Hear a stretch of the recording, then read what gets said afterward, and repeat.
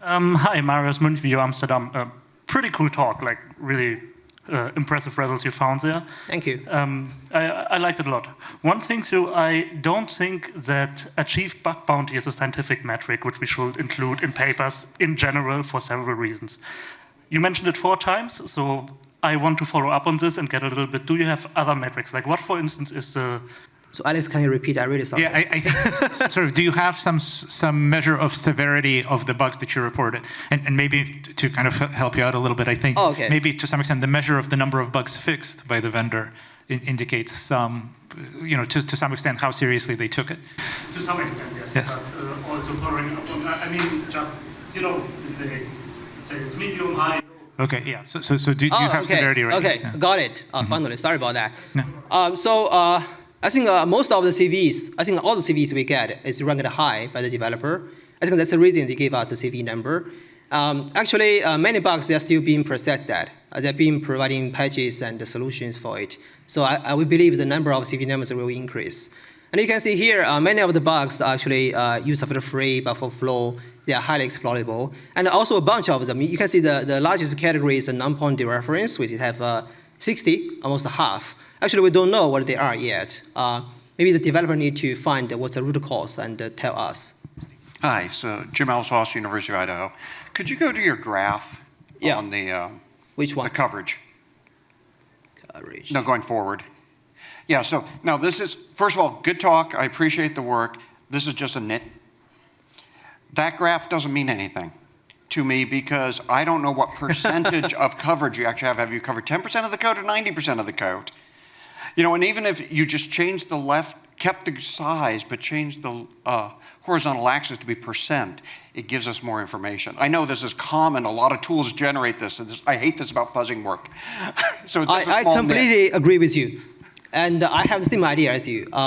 So we don't have this evaluation at all before. We just report how many bugs we find, and we compare the different numbers of bugs with different configurations. But people want this, and they really want to see why you find so many bugs, what's the internal of it. And this is not necessarily mean you can find more bugs, even you get high coverage. But this is kind of maybe one way to explain why you can find more bugs.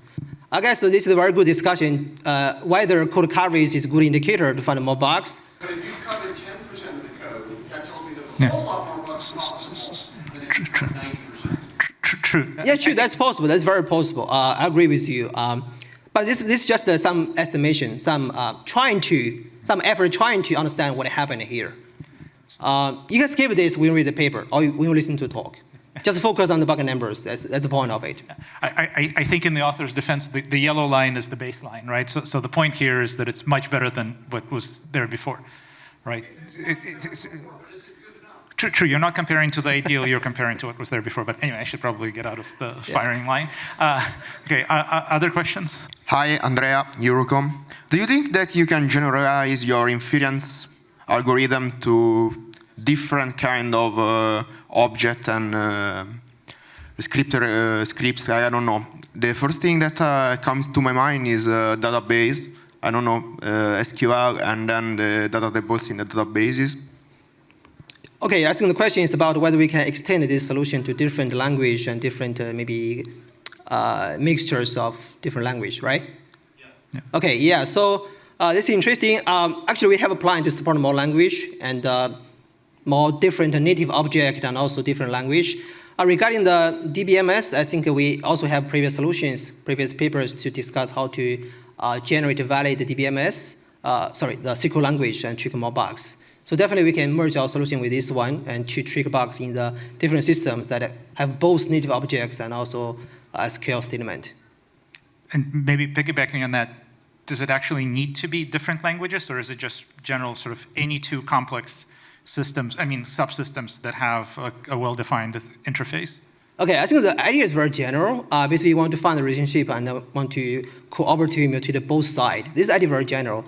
But for this solution, I think we just applied it to different language. Want to find the problem here. Okay. Hi, Roland Yap, NUS. Sure. Just an observation, the random is actually doing quite well. So that means their code must be not too good. So the real question is that, So I think you mentioned it briefly, but have you tried on DOM? For JavaScript in the browser, then the DOM would be the binding, right? Yeah, that's right. Right. So and we should, that would be the obvious thing to try, right? we should have tried that. Yes, we're doing that. Right. Okay. So, but actually, there's a bunch of solutions that are trying to find bugs in DOM and the combination with DOM and JavaScript. But a fewer work trying to find the unusual application of the scripting language, for example, PDF and JavaScript. So that's why we want to spend more time there. But I think the other works may not be doing object mutation, right? I'm not sure. I'm just wondering whether the other works on DOM have used the object mutation also. Yeah, I think we are trying that, and hopefully we can get a result very soon, and we can discuss that later. Right. More questions? Okay, I'll sneak one in. So I'm wondering, because you did both Adobe Acrobat and Foxit Reader, right? So the models that you generate, the object clustering and the relational inferences, is it per language or like per file format? So like once you develop it for PDF, you can then use it for both Acrobat and Foxit, or is it per application? Yeah, that's very interesting. So here we tried two PDF parsers, Adobe Acrobat and Foxit Reader. Actually, we do this separately. We train it separately for different applications. They are slightly different. But we realize the relationship is very similar, actually. So we have some backup slides to demonstrate that. So this is, maybe this is too complicated. To simply speaking, basically, only after training we realize actually they are very similar. We can actually use training result of one application to test another ones. Yeah, that's going to be very interesting to see how much it's going to be very useful. Okay, and is the code already out? Because paper said code will be released soon. So is it? It's already there for several months already. Oh, okay, all right. Yeah.